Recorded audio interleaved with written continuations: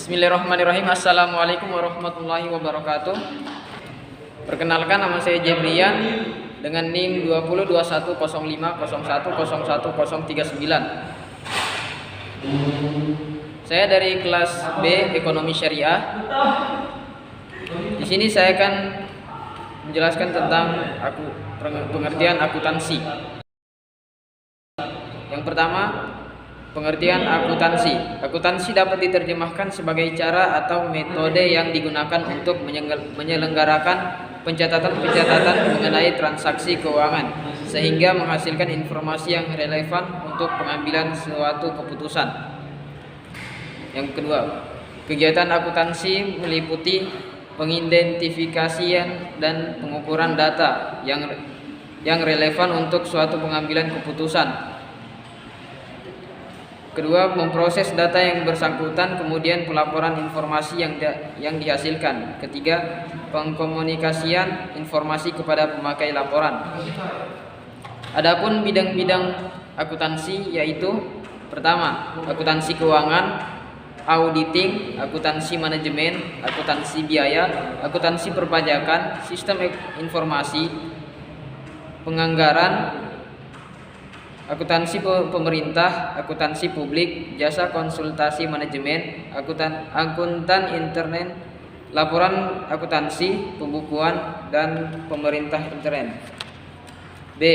Proses akuntansi. Yang pertama, identifikasi dan pengukuran data. Kedua, proses pelaporan. Tiga, laporan akuntansi. Empat, analisis dan interpretasi. Lima, proses akuntansi. Selanjutnya, pengertian perusahaan. Perusahaan adalah suatu organisasi yang didirikan oleh seorang atau distribusi guna memenuhi kebutuhan manusia.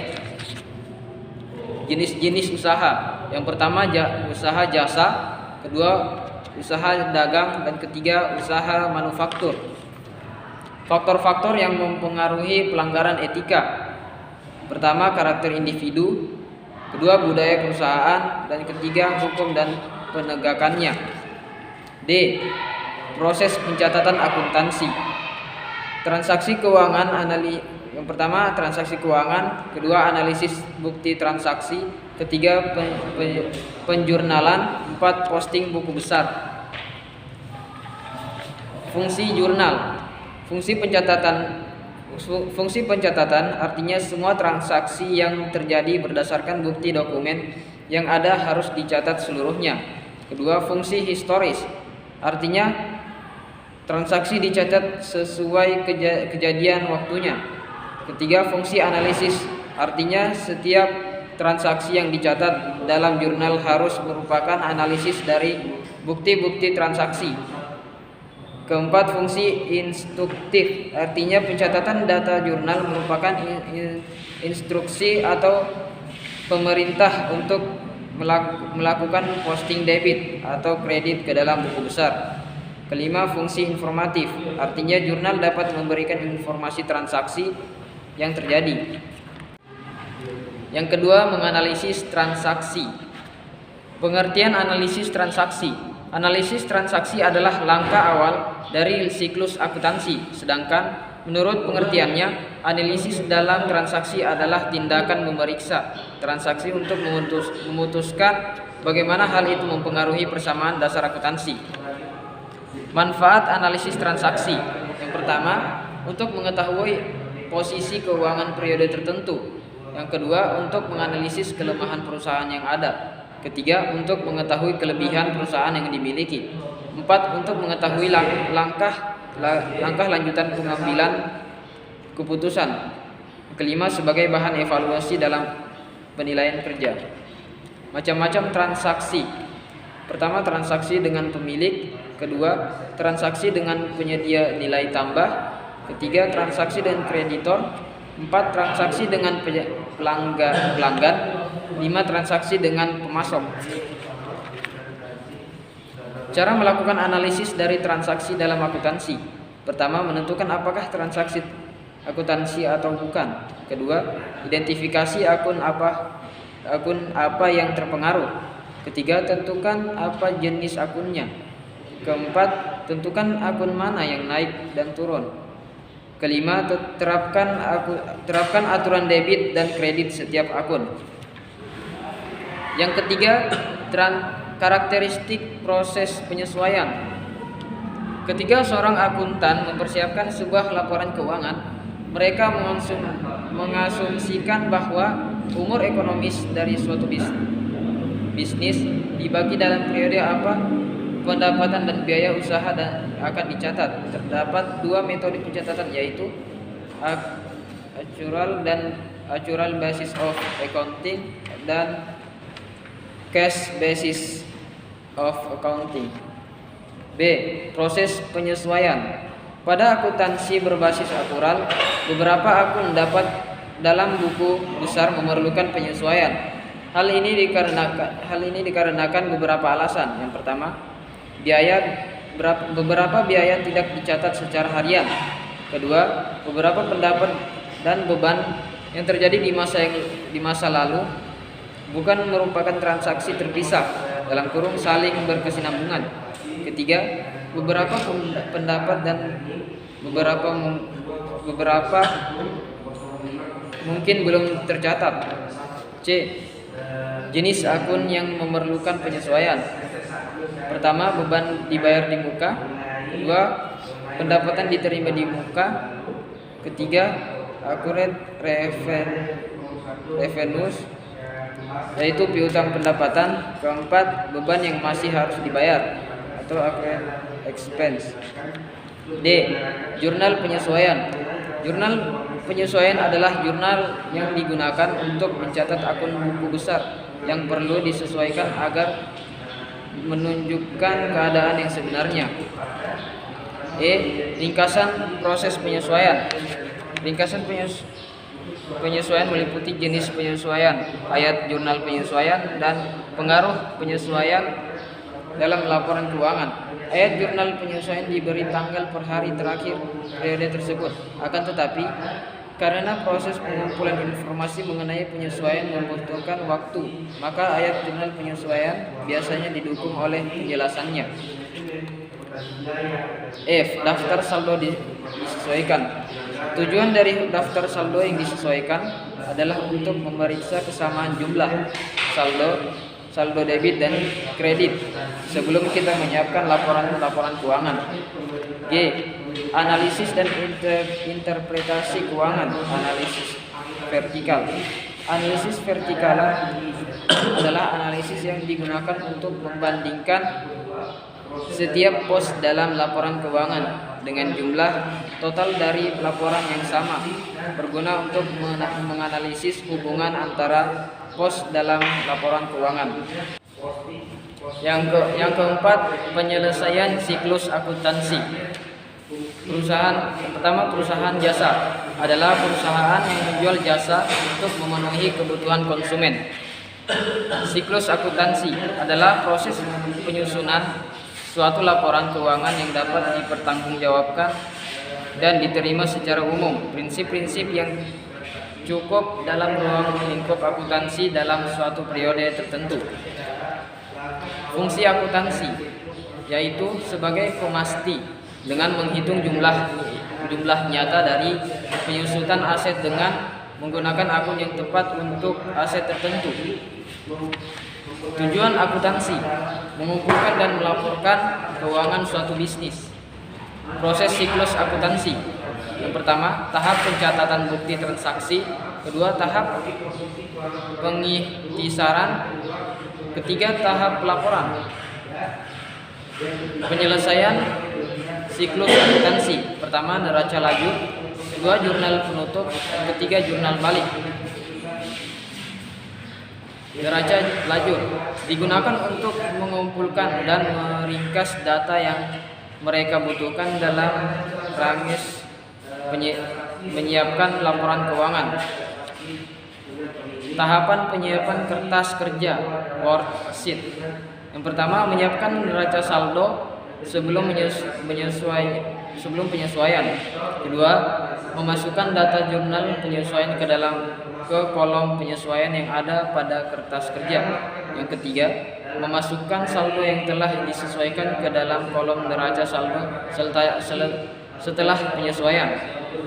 Keempat, memindahkan saldo tiap masing-masing akun yang ada dalam kolom neraca saldo setelah penyesuaian ke dalam kolom laporan keuangan. Tahapan jurnal penutup. Pertama, mentransfer akun pendapatan yang memiliki saldo normal kredit ke sebelah debit, kemudian mengkredit akun ikhtisar laba rugi. Kedua, mentransfer akun beban yang memiliki saldo normal debit ke sebelah kredit dan kemudian mendebit akun ikhtisar laba rugi. Ketiga, mentransfer jumlah laba rugi bersih ke dalam akun modal. Jurnal balik. Ada 4 yang perlu dibuatkan jurnal balik, yaitu: pertama, beban yang masih harus dibayar, beban akrual dan hutang akrual. Kedua, pendapatan yang masih harus diterima, pendapatan akrual dan pendapat piutang akrual. Ketiga, biaya dibayar di muka yang mula-mula dicatat sebagai beban, bukan sebagai aset atau prepaid. Keempat, pendapatan diterima di muka, mula-mula dicatat langsung sebagai pendapatan berupa sebagai hutang. Yang kelima, definisi akuntansi perusahaan dagang. Akuntansi perusahaan dagang (APBD) adalah perusahaan yang kegiatannya menjual barang dagangan tanpa adanya proses produksi. Akuntansi perusahaan dagang memiliki fungsi pada prinsipnya adalah sebagai jabatan antara perusahaan penghasil barang dengan konsumen, baik secara langsung maupun tidak langsung. Perusahaan dagang memiliki perbedaan perhitungan akuntansi dengan perusahaan jasa di mana perbedaan tersebut akan mempengaruhi seluruh perhitungan akun perusahaan secara umum. Ciri-ciri akuntansi perusahaan dagang. Yang pertama, pendapatannya berasal dari penjualan dagangan. Kedua, biaya utamanya berasal dari harga pokok barang yang terjual dan biaya usaha lainnya. Ketiga, biaya sebagai perantara antara produsen dan konsumen. Keempat, antara barang yang dibeli dan barang yang dijual tidak ada perubahan. Kelima, tujuan utamanya mencari laba dengan barang yang diberi harga lebih dibanding pembelinya. Tujuan akuntansi secara umum. Yang pertama, memberikan informasi mengenai keuangan, baik itu aktiva maupun pasiva perusahaan. Yang kedua, menyediakan informasi mengenai perubahan pada berbagai sumber ekonomi neto perusahaan. Ketiga, memberikan informasi keuangan perusahaan yang dapat membantu dalam pembuatan estimasi potensi keuangan perusahaan.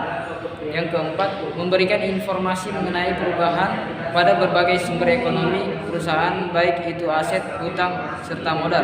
Kelima, menyediakan informasi lainnya terkait laporan keuangan untuk laporan tersebut. Tujuan akuntansi secara khusus.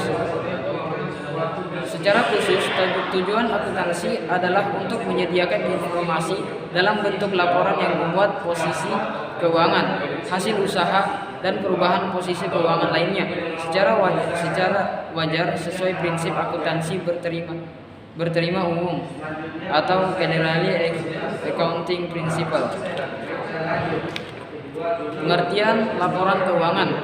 Laporan keuangan adalah hasil akhir dari proses pencatatan transaksi keuangan suatu perusahaan yang menunjukkan kondisi keuangan perusahaan tersebut pada suatu periode akuntansi dan merupakan gambaran umum mengenai kinerja suatu perusahaan.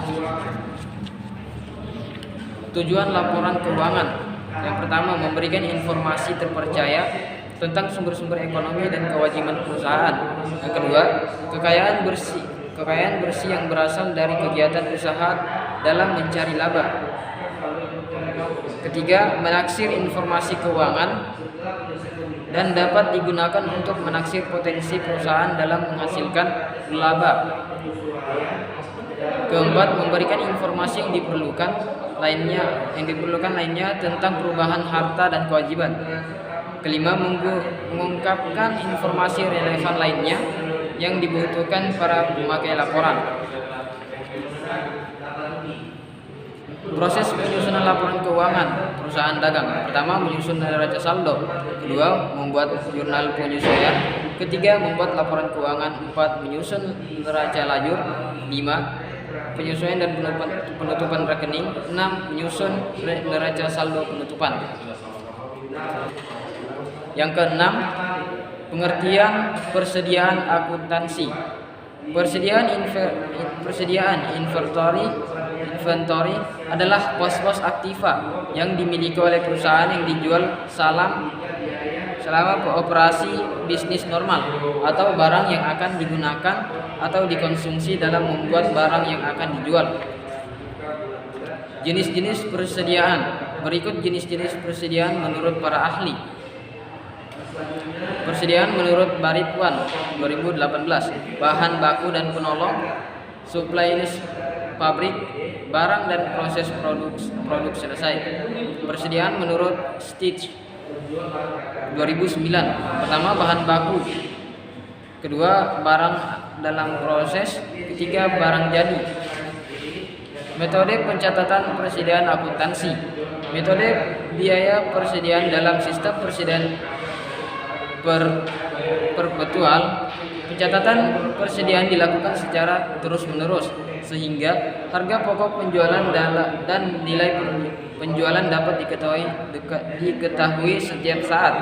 Sedangkan dalam metode biaya persediaan dalam sistem persediaan periodik fisik, perhitungan harga pokok penjualan dan perhitungan fisik di persediaan dilakukan setiap akhir periode akuntansi. Metode penilaian persediaan. Pertama FIFO, menghasilkan harga pokok penjualan yang rendah, menghasilkan laba kotor yang tinggi, dan menghasilkan persediaan akhir yang tinggi. Dua, LIFO, menghasilkan harga pokok penjualan yang tinggi, menghasilkan laba kotor yang rendah. Ketiga, menghasilkan persediaan akhir yang rendah. Ketiga, average, menghasilkan harga pokok penjualan laba kotor, persediaan akhir, dan mendekati metode LIFO. Pengaruh metode penilaian persediaan. Setiap perusahaan bebas untuk memilih salah satu metode penilaian persediaan yang dianggap cocok, dan perlu diketahui juga pengaruh dari masing-masing metode yang digunakan. Pertama, pengaruh terhadap neraca. Kedua, pengaruh terhadap laba rugi. Dan ketiga, pengaruh terhadap pajak. Akibat kesalahan pencatatan persediaan. Akibat kesalahan dalam pencatatan jumlah persediaan barang akan mempengaruhi laporan laba rugi dan laporan posisi keuangan.